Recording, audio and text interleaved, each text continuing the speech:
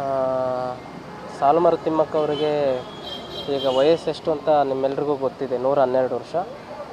ಅವರಿಗೆ ಕಳೆದ 2 ತಿಂಗಳಿಂದ ಬಿದ್ದು ಸ್ವಲ್ಪ ಮೂಳೆಗೆ ಏಟಾಗಿತ್ತು. ಇದೇ ಅಪೋಲೋ ಆಸ್ಪತ್ರೆಯಲ್ಲಿ ಅವರು ಚಿಕಿತ್ಸೆಯನ್ನು ಪಡೆದು ಮನೆಗೆ ಹೋಗಿದ್ದರು.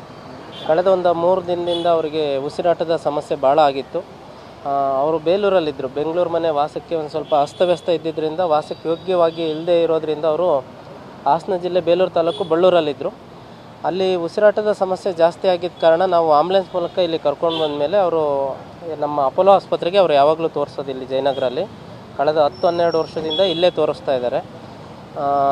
ಮೊನ್ನೆ ಎಲ್ಲ ಅವರಿಗೆ ಉಸಿರಾಟ ಸಮಸ್ಯೆ ಸ್ವಲ್ಪ ಆ್ಯಕ್ಟಿವ್ ಆಗಿದ್ದರು. ನಿನ್ನೆ ರಾತ್ರಿಯಿಂದ ಒಂದು ಸ್ವಲ್ಪ ಸುಸ್ತು ಅಂತ ಇದ್ದರು. ಡಾಕ್ಟ್ರ್ ಎಲ್ಲ ನೋಡಿ ಅವರಿಗೆ ಸ್ವಲ್ಪ ಹೃದಯದ ಸಮಸ್ಯೆ ಇದೆ, ಅದಕ್ಕೆ ಒಂದು ಚಿಕಿತ್ಸೆ ಮಾಡಬೇಕು ಅಂತೇಳಿ ಅವ್ರನ್ನ ನೋಡ್ತಿರುವಂಥ ಎಲ್ಲ ವೈದ್ಯರು ಮತ್ತು ಆಸ್ಪತ್ರೆಯ ಮುಖ್ಯಸ್ಥರು ಮತ್ತು ಹೃದಯದ ತಜ್ಞರೆಲ್ಲ ಕೂಡ ಒಂದು ನಿರ್ಧಾರಕ್ಕೆ ಬಂದು ಅವರಿಗೆ ಈಗ ಒಂದು ಸ್ಟೆಂಟನ್ನು ಕೂಡ ಅಳವಡಿಸಿದ್ದಾರೆ.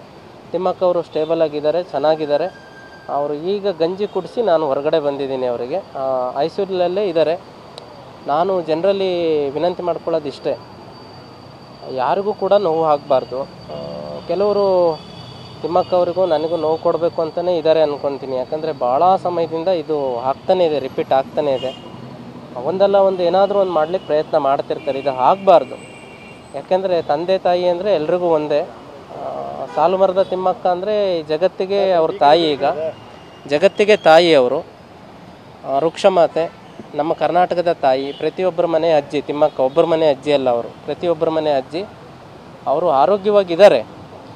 ಆರೋಗ್ಯವಾಗಿದ್ದಾಗ ಅವರಿಗೆ ಶ್ರದ್ಧಾಂಜಲಿ ಸಲ್ಲಿಸೋದು ಎಷ್ಟು ಸರಿ ಹೇಳಿ? ನಿಮ್ಮ ತಂದೆ ತಾಯಿ ಅವ್ರಿಗೆ ಒಂದು ಸರಿ ಆ ಥರ ಮಾಡಿಬಿಡಿ, ಸರಿ ಅನಿಸಿರ ಆಮೇಲೆ ನಮಗೂ ಮಾಡ್ತಿರಂತೆ. ಒಂದು ಸರಿ ಆದರೆ ತಡ್ಕೋಬೋದು.